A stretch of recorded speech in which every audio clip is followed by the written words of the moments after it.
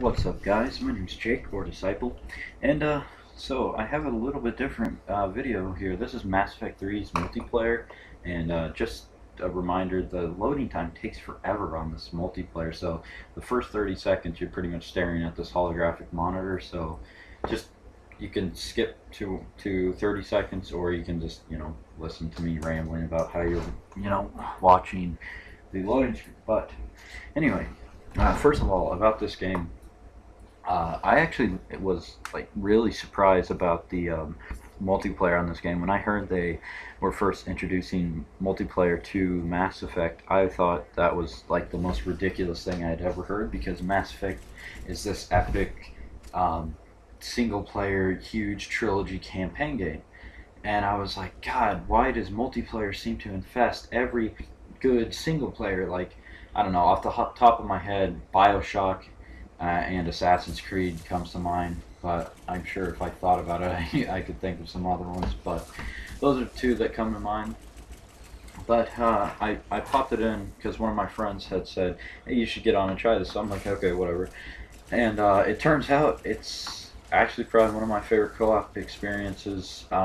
It's right up there with zombies for me, and I was surprised. So if you guys have Mass Effect 3 and you haven't played the multiplayer, try it out, because it's definitely worth a good 10 hours at least. It's really enjoyable. Um, Warning though, if you did buy the game used, you have to have a like online code or whatever to play the multiplayer. And I think if you don't have it, you can get it off the Xbox Live Marketplace or the PSN store for like $10, I think, or 800 Microsoft points.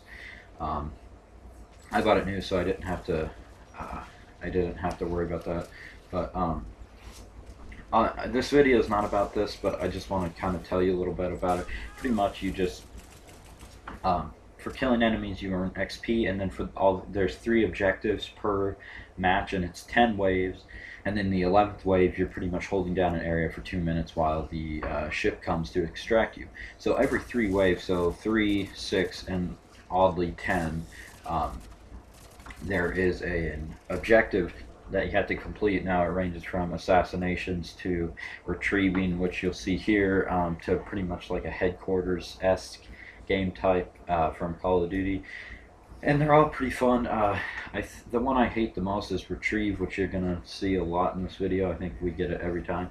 But pretty much, you're just going around and killing people, and then every 3 rounds doing a mission. So, and then you upgrade your powers and you buy new weapons and such. So I'm gonna stop rambling about the gameplay and talk about the actual topic for this video, which is like cliques and other groups in high school, middle school, or whatever. And first of all, if you don't know what a clique is, well, I don't. If you've been through school, you should know what it is. It's pretty much just a group of like people, jocks, nerds, band geeks, whatever. All these stereotypical groups that usually hang out together. Now, when I was in school, and if you guys had caught my previous video about talking about like my story, pretty much, and saying how after 8th grade I was homeschooled and yada yada yada. But even in middle school, there were these cliques, and like when I was in school, I didn't fit in any of these cliques. So like, because I was in band, and I also had, I was friends with every single person that I can meet. And I wasn't this stuck up kid that says, oh, I can only be friends with one group of people and that's it. Because to me, I would have missed out on so many friends if I would have thought that. For example, if I would have only been friends with band people, I wouldn't have, met a lot of my really good friends that I still talk to. So, like, it's just like, why would you want to be friends with only one group of people? I don't understand that. I understand the fact that you share a common interest or commonality with these people, but honestly, if you just talk to another group or another person within a different group, you'll find that you have a lot of common with other people in different groups. So my advice to you, or who's anybody that's still in school, is kind of branch out, and you're gonna have a lot more fun in school if you talk to more people and get to know more people. Now, there's some people that obviously are just going to be not very friendly, to put that nicely, because they have this so engraved in their head that, oh, anybody that's not in my certain group is lower than me, or I shouldn't talk to, or whatever. And that that comes from them wanting to be accepted by their own group, and their own insecurities within that same group, of every person within that group, saying, like, because they're insecure about themselves, so they think, oh, I'm going to think I'm better than people, and so on. So if that does happen, don't get discouraged if you meet somebody that's like, oh, I don't want to talk to you because, let's just take, for instance, you're in band, or whatever. And it works both ways. People think, for jocks get a bad rap because everybody thinks they're stuck up and think they're better than anybody, but pretty much any group has those people. I remember in band we had them as well when I was in school, and the jocks were like that, and everybody has that. Those people that are like, oh, I'm not going to socialize with anybody outside my group. But my advice is just keep talking to these people, because like, they will eventually come around, and you'll find that, hey, maybe your best friend could be in this other group that, if you wouldn't have came out of your comfort zone a little bit, you would not have met.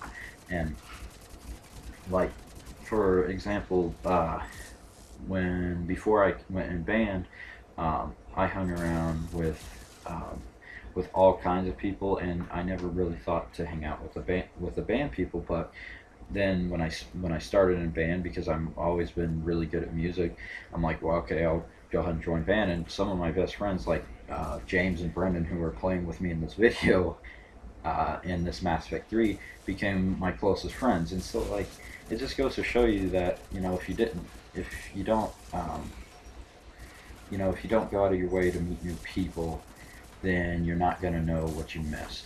And I think that's a shame, that anybody that thinks they're so above everybody else, and so insecure within themselves that they can't go and talk to anybody else. And honestly, I'm sure, I know I'm repeating myself a lot, but I cannot drive this point home enough to anybody. Like, seriously, just get off your high horse. Don't think you're better than anybody, because honestly, you're not. It doesn't matter how good at something you are. Somebody is always better than you at that thing. Like, even if you don't want to admit it to yourself, somebody's always better than you at something. So don't think just because you're a part of a specified group that you're better than somebody that's not part of that group. For all you know, a band nerd, or I'm speaking from a jock, so a band nerd may be better than you at football. Like, you don't know. So don't think that just because somebody's a part of a different group, that they don't share a common interest, or aren't just as good at that same thing as you are. So that was my little rant on cliques in school, and just really, like, groups in general, that I just think, to me, it's just so shallow when people think that they can only partake with one specified group. But I'm going to mention something about Mass Effect 3 real quick. It may look like I'm kill whoring and taking all the points, because when I look at my leaderboards, I'm like so far ahead of the other people, and I'm not trying to sound like a dork here. I'm just, and I don't try to do that. I try to win. I want the credits, and I want to level my guy up. So that's what I'm doing. I'm not trying to take all the points or whatever. It's all one big pool. So anyway, guys, thanks for watching. I'll see you guys later.